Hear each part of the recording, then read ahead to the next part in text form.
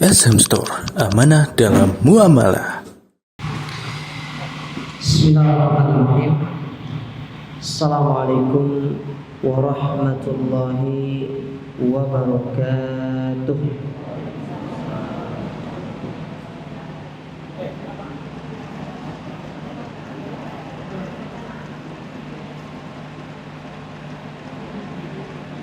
Innal hamdalillah nahmaduhu wa nasta'inuhu wa nastaghfiruh wa na'udzu billahi min shururi anfusina wa min sayyiati a'malina. Man yahdihillahu fala mudilla lahu wa may yudlil fala hadiya lahu. Wa asyhadu an la ilaha illallah wahdahu la syarika lahu wa asyhadu anna Muhammadan abduhu wa rasuluh. Ya ayyuhalladzina amanu taqullaha haqqa tuqatih wa la tamutunna illa wa antum muslimun. Amma ba'du, kaum muslimin wal muslimat, para jamaah salat maghrib dan isya Masjid Al-Hikmah yang semoga senantiasa dirahmati dan dimuliakan oleh Allah Subhanahu wa ta'ala. Alhamdulillah, kita bersyukur kepada Allah Azza wa Jalla di kesempatan malam hari yang berbahagia ini kita kembali dipertemukan dan dikumpulkan oleh Allah Subhanahu wa ta'ala di dalam majelis ilmu kita, di dalam kajian rutin kita, yaitu kajian kitab 175 Jalan Menuju Surga, yang mana dengan taufik dari Allah Subhanahu wa ta'ala kita bisa melanjutkan kembali kajian ini. Dan kita berdoa kepada Allah Azza wa Jalla, semoga di kesempatan yang berbahagia ini Allah memberikan kita ilmu yang bermanfaat, dan di antara yang paling penting yaitu kita bisa mengamalkan ilmu yang kita pelajari tersebut. Para jamaah dirahmati dan dimuliakan oleh Allah, malam hari yang berbahagia ini kita akan mengambil halaman yang ke-18, betul ya, dari kitab ini, yaitu berkaitan dengan sifat bangunan surga, debu serta bebatuan yang ada di dalamnya. Ini bab yang akan kita pelajari, dan semoga kita bisa mengambil 2 atau 3 pembahasan pada kesempatan yang berbahagia ini. Baik. Berkata penulis, sifat bangunan surga, debu dan bebatuannya. Beliau membawakan 2 riwayat. Riwayat yang pertama yaitu riwayat Imam Ahmad, dan hadis ini dihasankan oleh Syekh Al-Albani rahimahullah. Saya tidak akan membaca riwayat ini, saya bacakan langsung saja ke halaman 19. Nanti untuk riwayat yang ini saya ambilkan dari hadis yang lain, yaitu hadis yang dibawakan oleh Abu Sa'id Al-Khudri di pada halaman yang ke-19 itu, di mana Allah Subhanahu wa ta'ala atau Nabi SAW mengatakan, atau Abu Sa'id mengatakan, khalaqallahu al-jannata labinatun min dhahabin wa labinatun min fiddatin. Bahwasanya Allah telah menciptakan surga dari bata yang terbuat dari emas dan yang terbuat dari perak. Jadi batu batanya itu terbuat dari emas dan perak. Kalau kita terbuat dari tanah liat, ya, tanah liat atau batu kapur, ya kan? Yang putih itu kapur kan? Ya. Wa milatuha al-misk. Sedangkan lantainya itu adalah minyak kasturi. Maksudnya minyak kasturi di sini adalah dibaluri minyak kasturi. Yang mana minyak kasturi di surga itu jauh lebih harum daripada apa yang ada di dunia. Tidak sama dengan apa yang ada di dunia. Surga lebih harum. Antum pernah cium minyak kasturi? Belum? Ya. Di Ampel banyak. Ya. Pergi aja ke Ampel itu.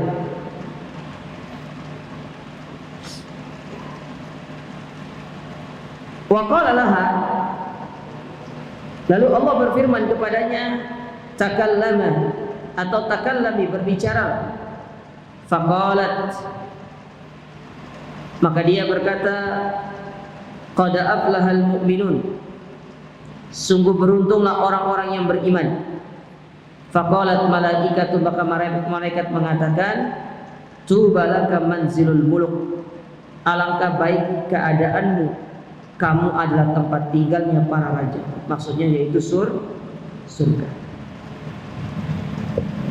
Jadi dalam riwayat ini disebutkan bahwasanya batu batanya itu berasal dari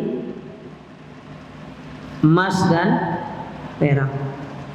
Jadi nggak ada tanah liat di surga itu, emas dan perak. Baik, saya ambilkan dari riwayat yang lain. Dalam hadis yang dikeluarkan oleh Al-Imam At-Tirmidzi, yang mana hadis ini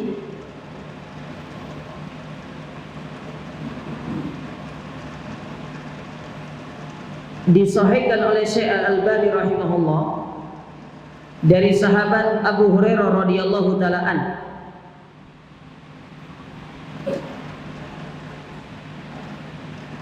Di mana kata Abu Hurairah radhiyallahu taala anhu,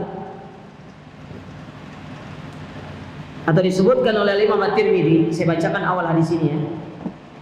Itu hadis ini kaitannya nanti sama hadis yang pertama tadi. Jadi ada panjangnya. Ini potongannya, tapi ada sebutan awalnya. Haddatsana Abu Quraib, telah bercerita kepada kami Abu Quraib. Haddatsana Muhammad ibn Fudail, telah bercerita kepada kami Muhammad bin Fudail an Hamzah Az-Zayyad, dari Hamzah Az-Zayyad, an Ziyad At-Ta'i, dari Ziyad At-Ta'i, an Abi Hurairah, dari Abu Hurairah radhiyallahu taala an, beliau berkata. Jadi hadis ini diriwayatkan oleh siapa? Abu Hurairah. Kata Abu Hurairah radhiyallahu taala an, "Qulna ya Rasulullah," kami berkata kepada Rasulullah, "Malana idza kunna indaka raqqat qulubuna wa zahidna fid dunya wa kunna min ahlil akhirah." Kami itu, kata Abu Hurairah, maksudnya para sahabat, ketika kami berada di dekatmu, hati-hati kami ini menjadi lunak.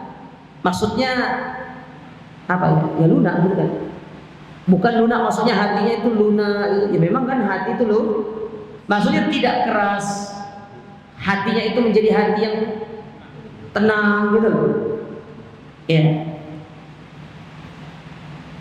Dan kami itu termasuk orang-orang yang zuhud terhadap dunia, tidak memikirkan dunia. Pokoknya kalau kami dekat sama engkau, hati kami menjadi tenang, hati kami menjadi lunak, gampang menerima nasihat, zuhud terhadap kehidupan dunia, dan seolah-olah kami itu termasuk penduduk surga. Ini kata para sahabat.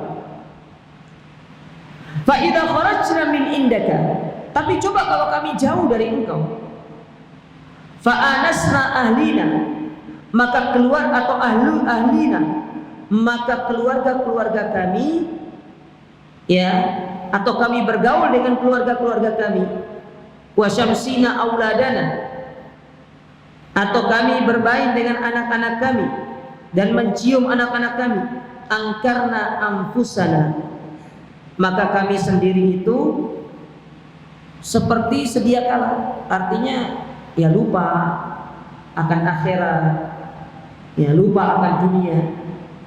Dan itu yang pernah terjadi ketika Handola itu berkumpul sama istri dan anaknya. Tiba-tiba Hanzalah keluar dari rumahnya seraya mengatakan, nafaqah Hanzalah, munafik Hanzalah. Kenapa dia mengatakan munafik? Ditanya sama para sahabat, kenapa engkau Hanzalah kau mengatakan dirimu munafik? Ya, maka dia datang kepada Rasulullah SAW dengan mengatakan, ya Rasulullah, nafaqah Hanzalah, sesungguhnya Hanzalah telah munafik. Kata Nabi SAW, kenapa demikian? Kami kalau berada di dekatmu, itu seolah-olah surga dan neraka di hadapan kami. Kami lupa dengan kehidupan dunia. Yang kami ingat itu surga dan neraka. Tapi kalau kami berkumpul dengan istri dan anak-anak kami, maka surga dan neraka itu tidak ada dalam bayangan kami. Yang ada adalah kesenangan-kesenangan dunia. Begitu kita kan? Kalau di majelis ilmu, oh masya Allah, imannya naik, tinggi. Tapi coba kalau lagi jalan-jalan sama keluarga, lupa sudah surga neraka itu. Jangankan surga neraka, sholat saja hampir-hampir lupa. Hampir-hampir lupa gitu. Sudah terbuai dengan urusan-urusan dunia. Nah, ini sama dengan apa yang dikatakan oleh Abu Hurairah radhiyallahu taala. Kami kalau jauh dari engkau, ketika kami bersama keluarga-keluarga kami lupa akan diri kami sendiri. Ya, lupa akan agama ini, kami sibuk dengan urusan-urusan dunia. Ya, kami terbuai dengan keluarga-keluarga kami. Maka apa jawaban Nabi SAW kepada mereka? Faqala Rasulullah sallallahu alaihi wasallam, maka Rasul sallallahu alaihi wasallam mengatakan, "Lau annakum taquluna idza kharajtum min indi kuntum ala halikum, dzalika lazaratkumul malaikata fi buyutikum." Kata Nabi SAW, andai kalian bila pergi meninggalkanku berada dalam kondisi seperti itu, niscaya para malaikat mengunjungi kalian di rumah-rumah kalian. Artinya apa maksudnya? Kalau kalian itu selalu berada dalam kondisi yang baik, ya, maksudnya ya selalu dalam kondisi yang prima, taat gitu loh. Ya ini contoh orang cepat mati. Kok bisa? Nanti ada sebutnya, ada sebabnya. Ini contoh orang yang cepat dicabut nyawanya sama Allah Subhanahu wa taala. Ya. Cepat dicabut nyawanya. Walau lam tudnibu, nah ini dengarkan. Walau lam tudnibu, laja Allahu bi khalqin jadidin kayyudnibu fayaghfarallahu lahum. Kalau kalian itu senantiasa taat sama Allah dan pernah dosa, niscaya kalian akan dicabut nyawa kalian dan Allah akan mengganti dengan hamba yang melakukan perbuatan dosa. Itu maksudnya. Jadi wajar orang itu kadang-kadang dia itu taat, kadang-kadang dia itu wajar. Tapi yang nggak wajar itu kalau sudah dosa dibiarkan dirinya berdosa, tidak bertobat kepada Allah. Itu yang nggak wajar. Karena Nabi SAW jauh-jauh hari mengatakan kepada kita, anak Adam itu pasti melakukan kesalahan. Tapi sebaik-baik orang yang salah bukan yang terbuai tenggelam terus di dalam kesalahan itu, bukan itu. Tapi dia keluar, dia bangkit, dia kembali kepada Allah dan dia bertobat kepada Allah dari kesalahan tersebut. Itu orang baik. Ya. Makanya kata Nabi, kalau kalian ada orang yang selalu hatinya tenang, hatinya selalu, ya dia tidak pernah berbuat dosa, ini contoh orang cepat mati. Ya. Terus berarti harus berbuat dosa? Enggak gitu maksudnya. Kita itu tanpa kita sengaja pun, kita itu pasti terjatuh dalam perbuatan dosa. Sadar atau tidak sadar, pasti ada dosa yang kita lakukan. Pasti ada dosa yang kita lakukan. Tapi apa sih hikmahnya? Kenapa kok Allah Subhanahu wa taala ya lebih mendatangkan hamba yang melakukan perbuatan dosa lalu dia beristighfar daripada membiarkan seorang hamba yang terus taat tapi tidak pernah melakukan dosa? Kata para ulama, kalau hambanya tidak pernah melakukan dosa, maka akan ada nama Allah yang hilang dari diri Allah. Apa itu? Allah itu Maha Pengampun. Kalau tidak ada yang berbuat dosa, terus siapa yang diampuni sama Allah? Itu yang pertama, yang hilang nama Allah. Yang kedua, akan hilang dari Allah itu namanya At-Tawwab, Maha penerima taubat. Kalau nggak ada orang berbuat dosa, siapa yang mau bertobat?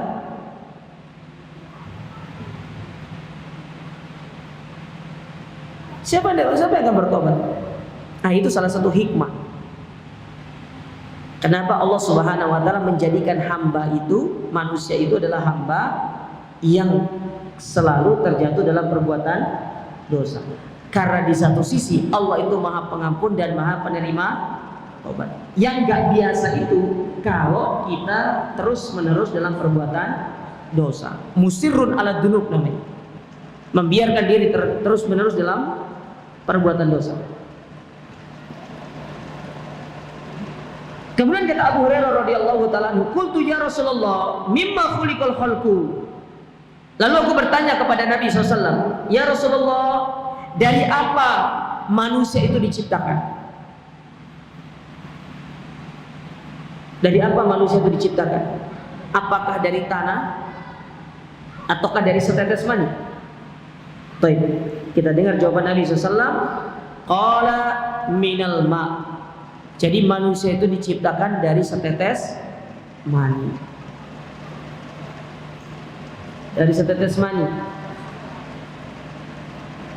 Ya. Manusia yang tidak diciptakan dari setetes mani itu ada dua, Adam dan Hawa. Siapa bapaknya Nabi Adam? Ada yang bisa jawab? Saya kasih hadiah. Langsung kitab tuh. Saya tambah air mineral. Siapa bapaknya Nabi Adam? Siapa ibunya? Nggak ada. Nggak ada bapaknya, nggak ada ibunya. Allah menciptakan Nabi Adam itu tanpa melalui yang namanya pembuahan, tanpa melalui yang namanya kelahiran. Allah menciptakan Adam itu dengan kedua tangannya dari tanah. Itulah yang disombongkan sama iblis ketika disuruh sujud oleh Allah kepada Nabi Adam. Kata dia, ya khalaqtahu min tin wa khalaqtani min nur, atau khalaqtani minan nar. Engkau ciptakan aku dari api sementara engkau ciptakan dia dari tanah. Dia ingin mengatakan aku ini lebih mulia daripada dia. Ya. Tapi secara umum penciptaan manusia itu berawal dari setetes mani. Ya. Jadi Nabi SAW ketika ditanya, dari apa manusia itu diciptakan? Maka beliau mengatakan minal ma, dari setetes mani. Qultu, maka aku bertanya lagi, al jannatu ma binauha, sedangkan surga, bagaimana bangunan-bangunan yang ada di dalam surga? Nah, ini rentetan hadis ini. Bagaimana bangunan-bangunan yang ada di dalam surga itu? Coba ceritakan kepada kami ya Rasulullah. Para sahabat kenapa bertanya kepada Nabi tentang bangunan-bangunan di surga? Antum perhatikan ya, ini ada asbabul nuzulnya, ada sebabnya. Nabi itu pernah Isra dan Mi'raj, betul? Ketika Isra dan Mi'raj, Nabi itu naik ke langit ke-7 setelah menerima perintah sholat, diajak sama Jibril keliling untuk melihat surga dan otomatis Nabi mengetahui kondisi surga. Paham ya maksudnya?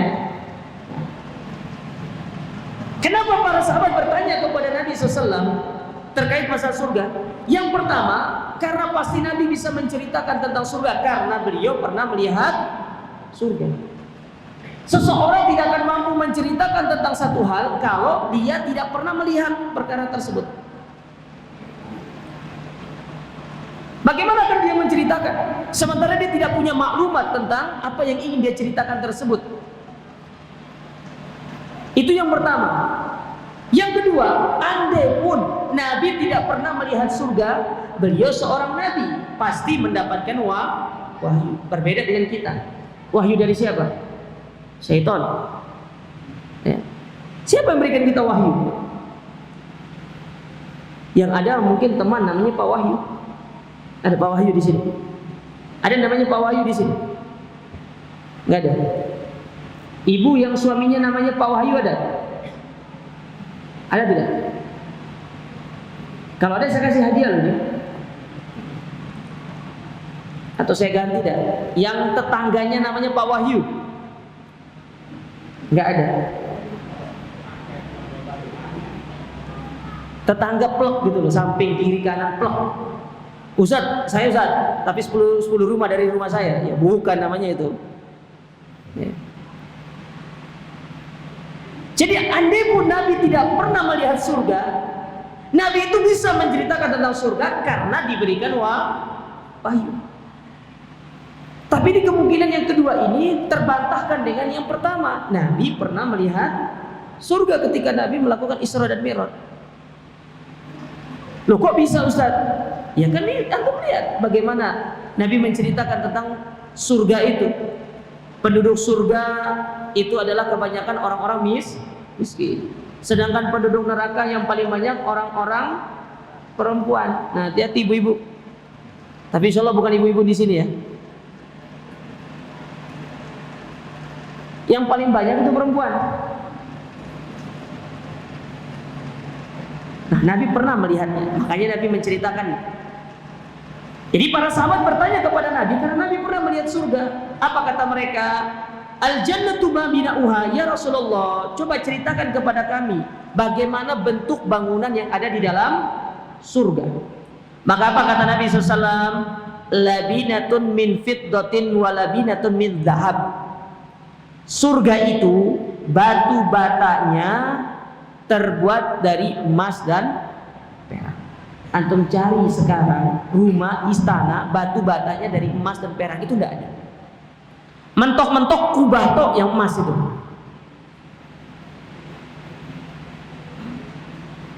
Batu yang masuk ke dalam pondasi, tidak ada ceritanya mereka mau batu emas, rugi mereka. Mentok itu pondasi apa? Kubahnya, atau mungkin ada satu bagian yang di dindingnya itu yang dilapisi tapi ini tidak. Mulai dari batu yang masuk ke pondasinya, batu bata yang membangun, sampai seluruh hal yang berkaitan dengan bangunan di surga itu semuanya terbuat dari emas dan perak. Jangan ditanya, Ustadz berapa karat? Ya. Bukan 24 karat lagi, karatnya sudah lebih besar daripada itu. Kadang-kadang ada yang orang suka nanya, Ustadz di surga itu emasnya 24 karat atau berapa karat? Mau 24 karat atau apa? Tidak ada penjual emas di surga itu. Antum mau jual emas ke orang, ya orang juga punya emas ya di surga. Ya. Baik. Wa milatuha al-misku al-far. Sedangkan lantainya kata Nabi SAW atau semennya itu minyak kasturi yang sangat harum sekali. Jadi dibaluri dengan minyak kasturi. Harum minyak kasturi itu. Minyak kasturi itu bahan baku utamanya adalah darah rusa yang dibusukkan. Itu minyak kasturi. Dan itu harum sekali baunya. Kalau antum beli yang asli, benar-benar asli, antum jalan sejauh 10-15 meter itu masih kecium. Saking harumnya. Ya. Tapi ya lumayan harganya. Ada yang sampai 10 juta ada. Ada yang 20 juta ada. Ya. Ada yang ekonomis, ya di Ampel banyak. Ekonomis. Yang 1 mili mungkin sekitar 60-50 ribu, ya ada. Ya cuma baunya ya paling cuma jarak radius 1 meter. Ya.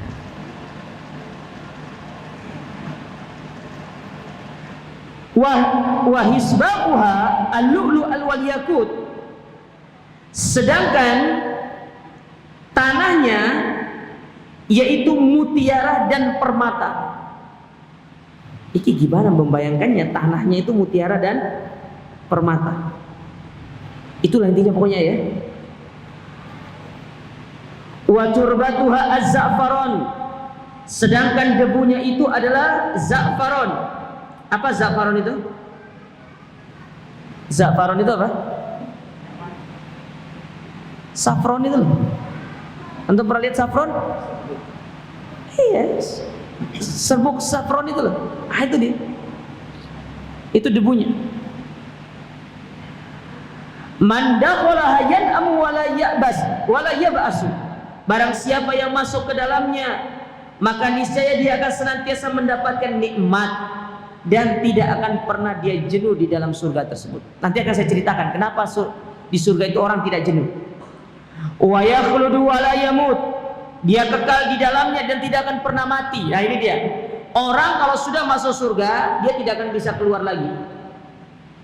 Jadi nggak ada ceritanya, Ustaz, nanti kalau saya sudah masuk surga boleh nggak saya keluar mau lihat-lihat kondisi-kondisi neraka? Ya nggak ada ceritanya. Antum mau ngapain mau lihat kondisi neraka? Ya, iya siapa tahu saya bisa ya kulunun ke teman-teman yang dulu ejek-ejek saya. Ya nggak ada ceritanya seperti itu. Ya, sudah di dalam surga nggak akan keluar. Beda kalau orang masuk neraka. Orang masuk neraka itu ada dua kondisi, bisa menjadi penghuni tetap, bisa jadi hanya sekedar sementara. Yang tetap itu kalau meninggal di atas kesyirikan dan dia kufur kepada Allah. Sementara yang sementara itu mereka-mereka yang meninggal selain daripada dosa syirik, mungkin dosa besar ataupun dosa-dosa kecil yang sangat banyak. Jadi mungkin tidak bisa dihapus dengan amal-amalnya, jadi mungkin harus masuk neraka dulu untuk dibersihkan. Jadi ada dua kondisi. Kalau masuk surga itu tidak akan pernah keluar lagi. La tabla thiyabuhu, pakaiannya tidak akan pernah rusak. Wala yafna syababuhu, sedangkan masa mudanya itu tidak akan pernah hilang. Artinya kalau kita kan masa muda, setelah itu masa tua. Kalau di surga itu tidak ada namanya masa tua. Semua rata usianya 33 tahun.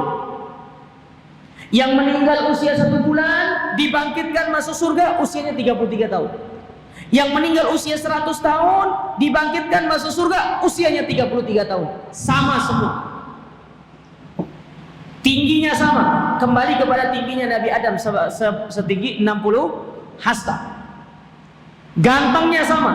Kalau di dunia kan ganteng itu bermacam-macam. Ono yang ganteng, ono ganteng banget, ono yang welek banget. Ya. Antum nggak tahu yang mana. Ya. Ada yang cantik banget, ada yang kurang cantik. Kalau dibilang welek banget bahaya. Ya. Semuanya rata, gantengnya iya, cantiknya iya, tingginya iya, umurnya iya, sama semua. Parasnya sama seperti paras sekarang, cuma lebih ganteng. Ya. Tidak akan pernah kita menua dan tidak pernah kita itu akan merasakan usia yang lebih dari 33 tahun. Semua rata 33 tahun. Lalu apa kata Nabi SAW? Salasun la turaddu da'watuhum. Ada 3 golongan yang tidak akan ditolak doanya oleh Allah Subhanahu wa taala. Yang pertama, al-imamul adil, pemimpin yang adil. Antum jadi pemimpin, kalau antum seorang pemimpin yang adil, antum berdoa didengarkan doanya sama Allah. Itu yang pertama. Yang kedua, was-shaimu hina yuftir, yaitu orang yang berpuasa ketika berbuka. Ingat, ketika, bukan setelah berbuka. Jadi yang betul itu orang berdoa. Yang dimaksud dengan hadis ini adalah sebelum dia itu membatalkan puasanya. Kalau kita konversikan ke waktu, mungkin sekitar 10-5 menit sebelum masuk waktunya berbuka. Dia berdoa di situ. Itu waktu yang mustajab untuk dia berdoa. Yang salah prakteknya itu setelah dia berbuka baca doa zahabat dhama'u baru dia berdoa itu bukan. Yang betul itu sebelum dia berbuka. Kenapa? Karena hadis yang mengatakan was-shaimu hina yaftir, orang berpuasa ketika hendak berbuka. Namanya hendak berbuka, sudah berbuka atau belum? Belum. Ini zahir hadisnya begitu. Belum berbuka, mau berbuka. Namanya mau berbuka berarti belum berbuka. Ini yang sering disalahpahami sama orang-orang terkait hadis ini. Bukan setelah kita minum air gluk-gluk, minum es gluk-gluk, bukan itu. Tapi sebelum kita berbuka, itu waktu yang mustajab kita berdoa. Itu yang kedua. Lalu yang ketiga kata Nabi SAW, wa da'watul madlum yarfa'uha fawqal ghamam, yaitu doanya orang yang terzalimi. Hati-hati menzalimi orang. Kalau dia orang kafir saja langsung didengarkan doanya sama Allah. Kalau dia orang terzalimi, bagaimana kalau dia orang Islam? Akan lebih utama untuk didengarkan doanya oleh Allah Ta'ala ketika kita menzalimi mereka. Makanya jangan suka kita menzalimi orang ya. Karena doa mereka itu mustajab, didengarkan sama Allah Subhanahu wa Ta'ala. Wa tufattahu laha abwabus sama', yang mana bagi mereka itu dibukakan pintu-pintu langit. Wa yaqulu rabbu tabaraka wa ta'ala, yang dimana Allah mengatakan kepada mereka, wa izzati la ansurannaka walau ba'da hinin, dan dengan kebesaranku niscaya aku akan menolong kalian, aku akan memberikan pertolongan kepada kalian meskipun setelah selang beberapa lama. Nah, ini kepanjangan dari hadis yang berkaitan dengan bangunan yang ada di surga. Jadi apa sih yang bisa diambil dari hadis ini jamaah sekalian? Hadis ini yang pertama mengajarkan kepada kita tentang bayanu sifatil jannati wa jamaliha. Hadis ini menjelaskan tentang indahnya surga. Surga itu indah. Dipenuhi dengan emas, dipenuhi dengan perak. Kemudian tanahnya, pasirnya itu terbuat dari permata dan berlian. Debunya saja itu dari safron atau za'faron. Ya. Belum kita berbicara airnya, belum berbicara sungainya, belum berbicara tentang bidadari di dalamnya. Ini akan masuk ke sini bidadari di dalamnya. Belum kita berbicara kamarnya, belum kita berbicara kemahnya. Itu yang akan sebentar lagi kita memasuki dalam pembahasan ini. Surga itu indah. Makanya Allah Subhanahu wa Ta'ala ketika menggambarkan tentang surga kepada orang-orang bertakwa, a'dadtu li ibadiyas sholihin ma la ainun ra'at wala udhunun sami'at wala khatara ala qalbi bashar. Aku siapkan surga ini bagi mereka yang bertakwa, yang mana keindahannya tidak pernah dilihat oleh mata, tidak pernah didengar oleh telinga, dan tidak pernah terlintas di dalam sanubari hati manusia manapun. Itulah indahnya surga. Kita terkadang takjub melihat sebuah bangunan yang luar biasa megah, dihiasi dengan warna keemasan. Kalau dunia saja bisa menjadikan mata kita terlena, bagaimana dengan bangunan yang ada di surga? Itu perumpamaan. Kita kalau lihat bangunan yang indah, rumah saja ya, rumah dibuat sedemikian rupa dengan model yang sangat indah, diwarnai dengan warna keemasan. Kita kalau melihat, oh masya Allah indah sekali. Itu dunia saja sudah menjadikan kita terlena. Bagaimana kalau itu bangunan yang ada di surga? Maka jauh lebih indah dan jauh lebih utama di sisi Allah Subhanahu wa Ta'ala untuk menjadikan kita terlena. Baik, itu yang berkaitan dengan sifat bangunan surga dan segala hal-hal yang ada kaitannya.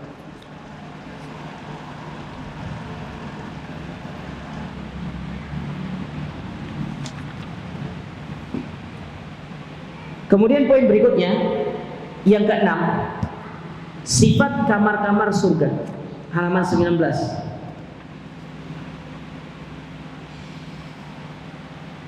Nabi SAW bersabda, inna fil jannati ghurafan, sesungguhnya di dalam surga itu ada ghuraf.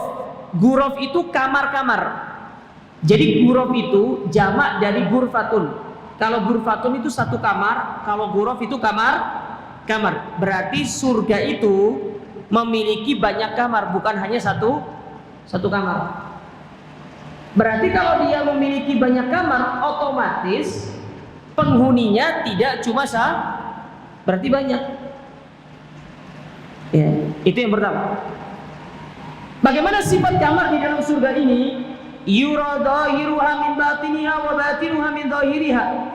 Dari dalam bisa kelihatan luar, dari luar bisa kelihatan dalamnya. Pakai kaca yang transparan. Ya. Pakai kaca yang transparan. Ya. Jadi kacanya itu kata para ulama yaitu terbuat dari permata yang sangat mengkilau. Itu kaca yang menjadi dinding dari kamar itu. Ya, kita kan buat rumah nih, kamar kan dari tembok. Kalau ini bukan tembok, tapi dari kaca. Nah, kacanya itu terbuat dari permata dan sangat indah. Indah. Kita bisa melihat dalamnya, bagaimana indahnya kamar tersebut. Dari dalam kita bisa melihat luarnya, transparan. Faqala Abu Malik Al-Asy'ari, maka berkata Abu Malik Al-Asy'ari, liman hiya ya Rasulullah? Untuk siapa sih surga itu disiapkan? Untuk siapa surga itu disiapkan oleh Allah Subhanahu wa taala? Maka kata Nabi SAW menyebutkan 3 sifat dari penduduk surga. Ini 3 sifat dari sekian banyak sifat-sifat penduduk surga. Salah satu di antaranya ini 3 hal ini yang disebutkan. Yang pertama, liman atau bal kalam, yaitu orang-orang yang baik ucapannya, yang baik lisannya, yang suka menjaga omongannya.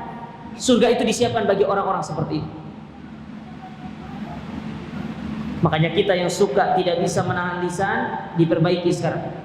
Karena ingat, lisan yang baik itu cerminan dari ketakwaan kita kepada Allah. Kata Allah Subhanahu wa taala dalam surat Al-Ahzab, ya ayyuhalladzina amanu ittaqullaha wa qulu qawlan sadida. Kata Allah Subhanahu wa taala, wahai orang-orang beriman, bertakwalah kalian kepada Allah, dan tanda orang itu bertakwa salah satunya dia mengucapkan perkataan yang baik. Ucapkan perkataan yang baik. Dalam ayat yang lain Allah berfirman, wa qulu lillahi husna. Katakanlah bagi Allah itu ucapan-ucapan yang baik. Dan sepakat para ulama, ucapan yang paling baik di dalam agama kita adalah seorang menebarkan salam. Itu ucapan yang paling baik. Kita kalau ketemu sama orang, apalagi sama muslim, yang paling utama untuk kita sampaikan ketika pertama kali bertemu adalah kita mengucapkan salam kepada dia. Assalamualaikum. Makanya para ulama sering mengatakan, uhayyikum bitahiyati ahlil jannah. Aku memberikan selamat kepada kalian, sambutan dengan sambutannya penduduk surga. Apa sambutan penduduk surga itu? Mengucapkan salam. Sebagaimana itu yang pertama kali dibacakan oleh malaikat, disampaikan oleh malaikat ketika para penduduk surga masuk ke dalam surga. Malaikat yang berjaga di depan pintu mengatakan kepada penduduk surga, apa yang dikatakan oleh para malaikat? Salamun alaikum bima sabartum. Keselamatan bagi kalian atas apa yang kalian bersabar selama ini di dunia. Jadi kalau ketemu sama saudara, salam. Bukan WhatsApp bro. Apalagi? Apa bahas kalau orang Surabaya biasanya kalau ketemu apa? Ya apa Cak? Ya. Iya kabar aja. Sebelum itu ditanya, salam dulu. Itu ciri orang Islam, itu salam dulu.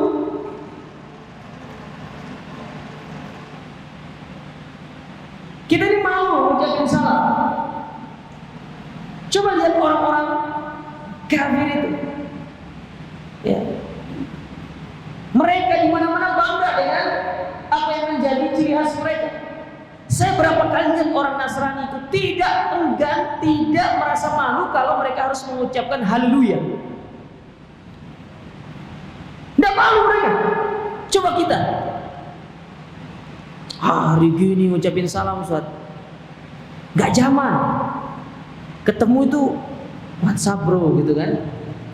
Ya.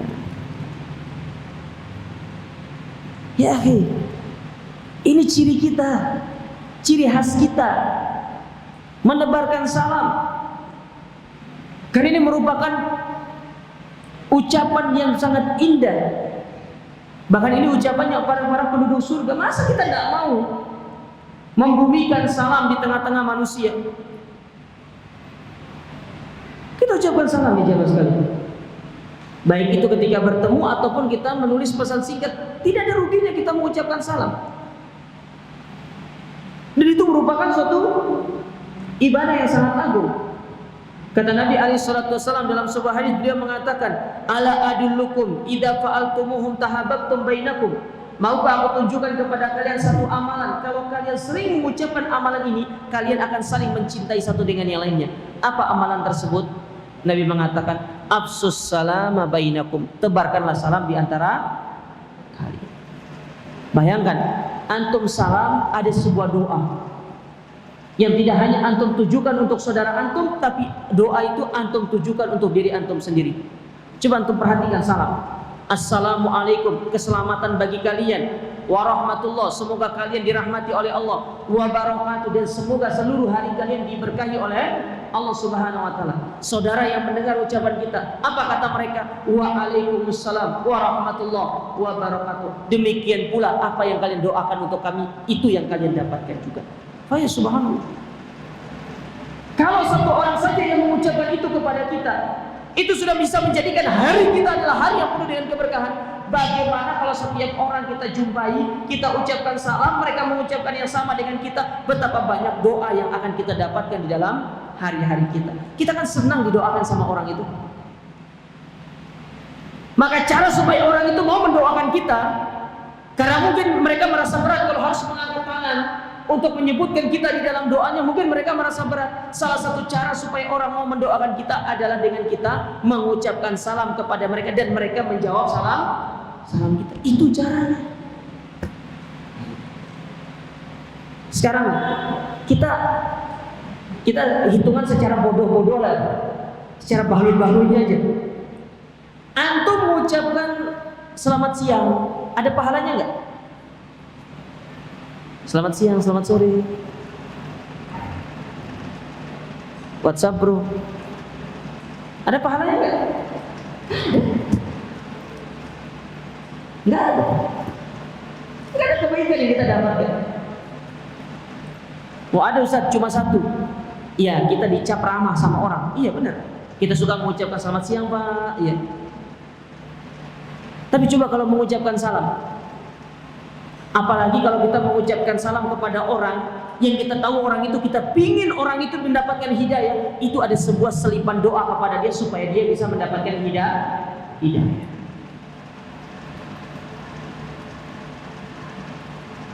Coba lihat Abdullah bin Salam al-Yahudi, yang dulu dia mantan Yahudi masuk Islam. Apa yang pertama kali disampaikan kepada kaumnya ketika dia masuk Islam? Ya ayuhan nas, absus salam, wahai manusia, tebarkanlah salam. Dan ini adalah sebaik-baik ucapan manusia. Nah, ini sifat yang pertama, yaitu mereka-mereka yang suka menebarkan ucapan yang baik. Di antaranya adalah salam. Jadi kalau kita berbicara, banyak sebenarnya ucapan yang baik. Jujur, tidak berdusta. Termasuk di antara ucapan yang baik itu adalah meninggalkan ghibah. Dengan kita menahan diri kita tidak menggibah, berarti kita telah menjadikan diri kita berbicara dengan ucapan yang baik. Karena ghibah itu adalah ucapan yang buruk. Meninggalkan ghibah berarti kita membiasakan diri kita dengan ucapan yang baik. Ingat jemaah, apa yang kita ucapkan dari lisan kita itu ada dua malaikat yang mencatat, kiri dan kanan. Yang kanan mencatat kebaikan, yang kiri mencatat keburukan. Kalau yang kita ucapkan adalah kebaikan, yang kanan siap untuk mencatat. Kalau yang kita ucapkan adalah keburukan, yang kiri untuk siap mencatatnya. Maka saya wasiatkan untuk diri saya pribadi dan kepada antum semua, sibukkan malaikat yang kanan, jangan sibukkan malaikat yang kiri. Biarkan dia menjadi partner kita di akhirat, bersaksi di hadapan Allah kalau kita termasuk orang-orang yang suka melakukan kebaikan.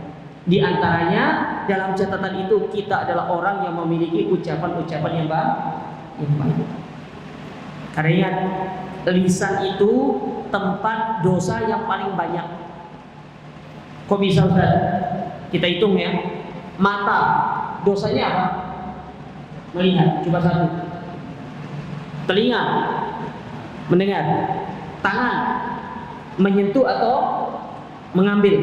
Dua, kaki, melangkah ke tempat-tempat yang diharamkan. Hati, ya. Hati ini adalah penyakit-penyakit hati. Tapi coba kalau untuk lisan, gibahnya iya, berdustanya iya, bohongnya iya, ya. adu dombanya iya, sumpah palsu iya, apa lagi? Hah? Caci maki iya, fitnah iya. Sudah berapa itu? 7. Ya. Banyak. Apa lagi? Berdakwah tapi mengajak kepada kesesatannya iya. Ya. Menuduh seseorang yang menjaga diri dengan tuduhan yang dusta juga iya. Banyak dosa itu. Itulah lisan. Makanya perkara yang paling banyak memasukkan orang ke dalam api neraka lantaran di lisannya. Ini yang paling banyak. Sebab orang bangkrut di akhirat salah satu sebabnya karena lisannya. Sehingga dari sini sebuah pelajaran, kalau kita tidak ingin jadi orang bangkrut berarti harus menjaga lisan. Nah, ini dia. Ini poinnya. Kemudian yang kedua, sifat dari orang-orang yang akan mendapatkan surga itu adalah wa'at amat to'am, suka memberikan makan. Baik dalam bentuk dibagikan nasi bungkus kan, atau suka mentraktir kan. Tapi yang jadi penjelasan utama dari kalangan para ulama dalam masalah di sini, yaitu mereka-mereka yang kalau masak, mereka itu melebihkan masakannya dan membagikan kepada tetangganya. Kata Nabi SAW, kalau kalian masak yang berkuah, maka lebihkanlah kuahnya. Tapi ya ojo dikasih kuah tok, isinya ya dikasih juga. Iya. Gawe rawon terus kuah tok dikasih. Iki ada kuah rawon, beneran kuah nggak ada isinya. Ya taruhlah 3-4 potong daging gitu kan.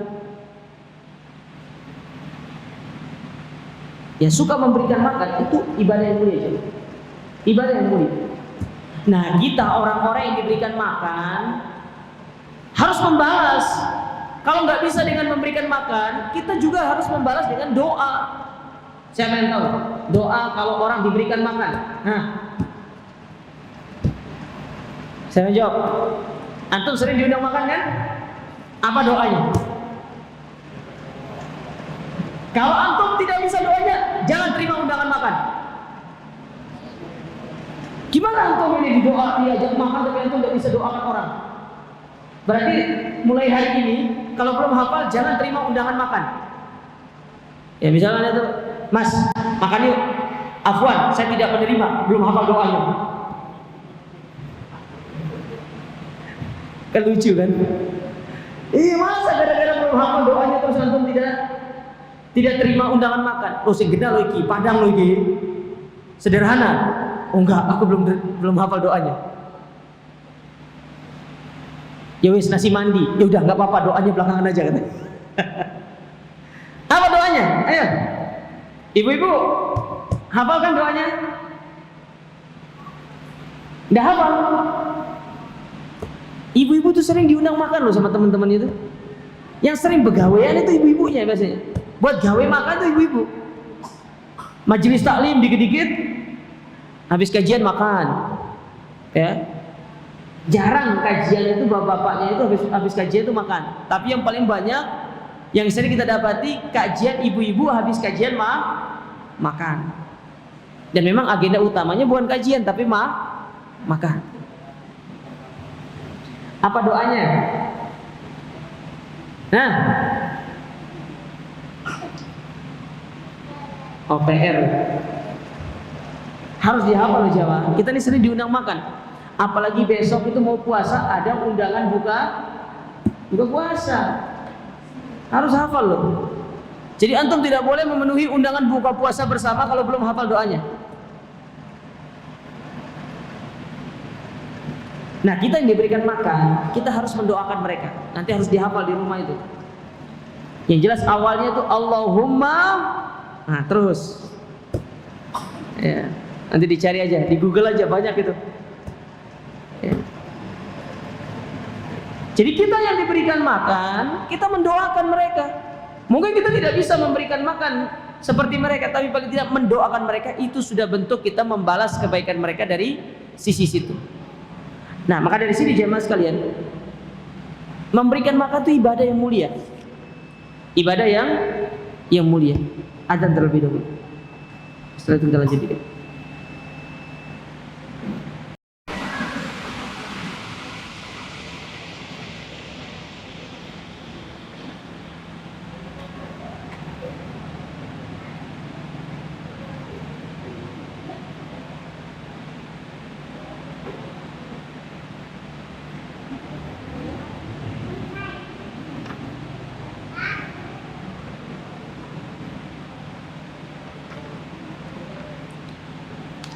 Baik.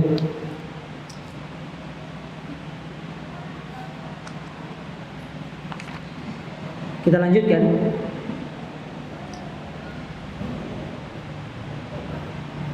Jadi sifat yang kedua itu adalah memberikan makan. Memberikan makan kepada orang lain. Makanya kita yang semangat di dalam mengadakan gerakan senabung. Apa senabung itu? Ya, tetap semangat. Tapi jangan sampai dana kita juga nggak keluar. Ya, dana kita juga harus keluar supaya kita bisa ikut ambil bagian dari kegiatan tersebut. Yang ketiga kata Nabi SAW, di antara sifat orang yang akan mendapatkan surga itu wabata qa'iman wan nasu niyam, yaitu dia melaksanakan sholat pada malam hari ketika manusia sedang yang kita kenal dengan istilah sholat apa? Allah berfirman dalam Al-Quran, tatajafa junubuhum anil madaji yad'una rabbahu khaufan wa tama'a wa mimma razaqnahum yunfiqun. Kata Allah Subhanahu wa taala dalam surat As-Sajdah, lambung-lambung orang yang beriman itu jauh dari tempat tidur mereka di malam hari. Apa yang mereka lakukan? Bukan nonton bola, bukan begadang main game. Nah, ini masih muda nih. Duduk di warkop dari jam 10 malam sampai jam 4 pagi, bermodalkan 1 cangkir kopi. Ya, bukan itu yang mereka lakukan. Apa yang mereka lakukan? Sholat, bangun sholat malam. Karena Nabi SAW pernah mengatakan, sholatul lail da'bus sholihin, sholat malam itu adalah kendaraannya orang-orang soleh. Jadi kalau kita ingin termasuk ke dalam kategori orang soleh, berarti harus memperbanyak sholat malam. Karena dengan kita memperbanyak sholat malam, berarti kita sedang mengikuti jejaknya orang-orang soleh. Itu yang pertama. Yang kedua, Nabi menyebutkan tentang sholat malam itu adalah afdolus sholati ba'dal maktubah sholatul lail. Sebaik-baik sholat setelah sholat yang wajib adalah sholat malam, sholat tahajud. Jadi bangun di malam hari, di sepertiga malam terakhir, mereka sholat, mereka berdoa. Bagaimana mereka itu berdoa? Kondisi mereka berdoa khaufan, mereka berdoa satu dengan rasa takut yang ada dalam diri mereka. Apa yang mereka takutkan? Mereka takut kalau dosa mereka tidak diampuni sama Allah. Maka mereka merengek-rengek di hadapan Allah, menangis di hadapan Allah, meneteskan air mata untuk memohon ampun. Pertanyaannya, kapan terakhir kita nangis gara-gara dosa? Kalau nangis kehilangan orang yang kita cintai sering. Nangis ditinggal mati oleh keluarga sering. Tapi nangis gara-gara dosa,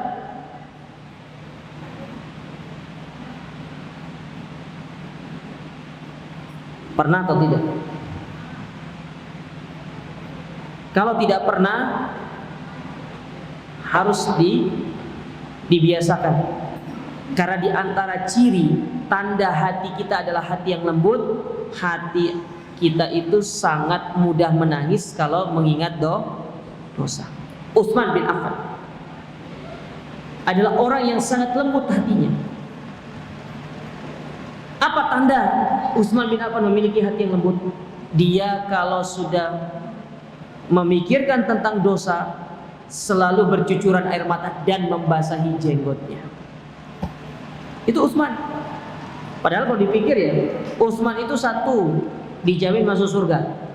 Yang kedua, 10 sahabat yang pasti dijamin masuk surga. Yang ketiga, sahabat yang terbaik setelah Abu Bakar dan Umar, khalifah. Kebaikannya sampai hari ini masih ada, mengalir pahalanya. Tapi kalau sudah memikirkan tentang dosa, Utsman itu adalah orang yang sangat lembut hatinya. Pokoknya kalau mikir tentang dosa, pasti meneteskan air mata. Kita kapan nangisnya? ketika ditinggal oleh sang kekasih menikah? Siapa suruh nggak segera melamar? Ya, kita tuh mau ya ditikung pada tikungan terakhir. Jangan mau dimanuver sama orang itu. Gara-gara itu nangis. Padahal mati satu tumbuh. Kalau memang belum dia jodoh kita, maka ingat firman Allah Subhanahu wa taala, asa an takrahu syai'an wa huwa khairul lakum wa asa an tuhibbu syai'an wa huwa syarrul lakum. Mungkin aku berharap dia jadi istriku, tapi bagi Allah itu bukan yang terbaik untukku. Itu sebenarnya jawaban diplomatis bagi orang-orang yang ditolak sebenarnya. Iya, benar tidak? Kalau mereka ditolak, jawabannya begitu. Oh, mungkin dia bukan yang terbaik untukku. Ya, itu jawaban diplomatis sebenarnya. Tapi kalau coba dia diterima, Masya Allah, engkau adalah yang terbaik untukku. Inilah bidadari surga. Ya, giliran ditolak, dia bukan yang terbaik untukku. Allah menyiapkan yang terbaik, tapi sampai rumah nangisnya minta ampun. Takut jangan menangisi dosa. Umar bin Khattab, antum kalau mendengar cerita Umar bin Khattab radhiyallahu taala, oh dia orang yang Masya Allah kuat, berani. Saking beraninya Umar itu setan takut sama dia. Jadi kata para sahabat, kalau Umar jalan di satu jalan, ada setan dari depannya, lebih baik setannya yang kabur daripada ketemu sama Umar. Kalau kita enggak, ditakuti ada setan depan kita yang kabur. Ya, itu bedanya kita sama Umar. Ya. Ini setan mau ketemu Umar, dia cari jalan lain. Tapi di balik beraninya Umar, gagahnya Umar itu adalah orang yang memiliki hati yang lembut. Mana contohnya? Ketika dia meminta untuk dibawakan satu bahasanya? Ini enggak apa-apa kalau dikit ya. Dibawakan satu bahasanya itu? Bukan satu gelas. Ya itulah pokoknya. Ya, susu kambing dibawakan sama pembak anunya, sama asistennya. Diminum. Loh, ini bukan susu kambing saya. Bayangkan, dia tanda susu kambingnya dia itu. Bagaimana rasanya? Kalau kita enggak, yang penting sikat aja.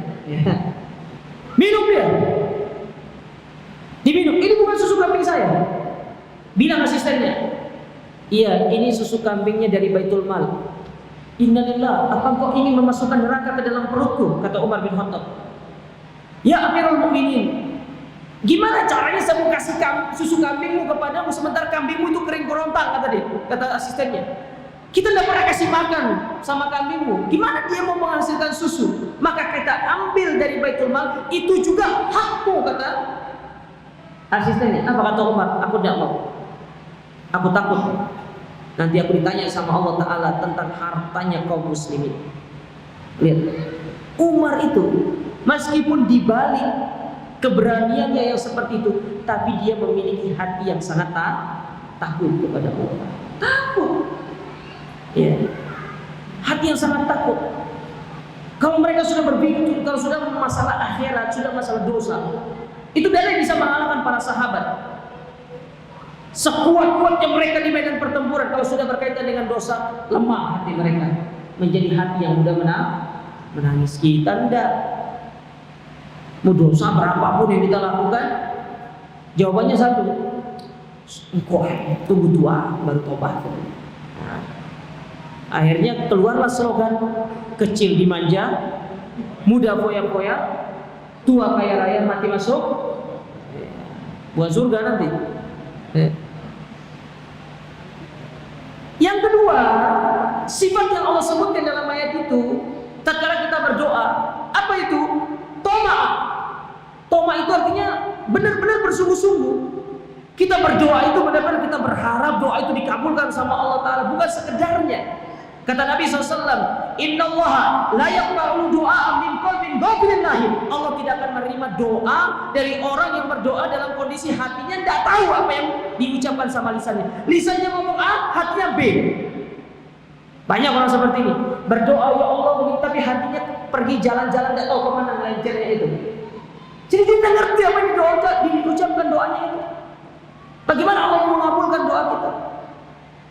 Maka mungkin ini bisa jadi salah satu sebab kita sering berdoa tapi tidak dikabulkan sama Allah lantaran hati dengan lisan tidak klop di dalam berdoa, tidak satu frekuensi kalau bahasa orang sekarang ini. Antara hati dengan lisan harus satu frekuensi. Apa yang diucapkan oleh lisan itu dibenarkan oleh hati. Jangan hatinya bilang A, lisannya bilang B. Gimana caranya Allah mengabulkan doa ini? Banyak berdoa, suruh berdoa segala macam, tapi nggak dikabulkan sama Allah Taala. Bisa saja salah satunya di sini. Hati tidak pernah hadir ketika kita berdoa kepada Allah Subhanahu Wa Taala. Sama kayak sholat, kayak ibadah-ibadah yang lainnya. Kenapa sholat ini kok tidak pernah mendapatkan ketenangan pada rajin sholat? Bisa jadi hati kita tidak hadir di dalam kita melakukan ibadah tersebut. Makanya para ulama mengatakan, ketika seorang melakukan ibadah yang simpel aja, doa itu jangan sampai hati kita itu terpecah fokusnya, harus benar-benar berada satu frekuensi dengan lisan itu. Ya. Nah ini yang perlu untuk kita pahami masyarakat muslimin. Jadi sholat malam itu merupakan salah satu sifat dari orang-orang yang akan disiapkan surga oleh Allah Subhanahu wa Ta'ala. Oleh karenanya hendaklah kita memiliki sifat yang tiga ini. Ini tiga di antara sekian banyak sifat penduduk surga. Karena banyak ya sifat-sifat penduduk surga itu. Ini salah satu, ini salah tiganya. Oh salah satu sih ya. Ini salah tiganya. Tiga dari sekian banyak sifat yang disebutkan oleh Allah dan Rasulnya dari sifat-sifat penduduk surga. Yang pertama, ucapannya baik. Yang kedua, suka memberikan makan. Dan yang ketiga, mereka suka bangun sholat malam di malam hari. Oleh karenanya masyarakat muslimin, yang hiasi diri kita dengan ketiga sifat ini dan sifat-sifat yang lainnya, niscaya kita termasuk ke dalam orang-orang yang pasti dijanjikan surga oleh Allah Subhanahu wa Ta'ala. Insyaallah kita lanjutkan pada pertemuan berikutnya. Ya, hadiahnya tetap ini ya, karena tidak ada yang bisa jawab. Ya. Insyaallah pada pertemuan berikutnya kita akan mengambil pembahasan yang berkaitan dengan kemah-kemah dan juga pembahasan yang lainnya yang berkaitan dengan surga. Kita akhiri kajian kita dengan doa kafaratul majlis. Subhanallah rabbana bihamdika, asyhadu an la ilaha illa anta astaghfiruka wa atubu ilaik. Wassalamualaikum warahmatullahi wabarakatuh.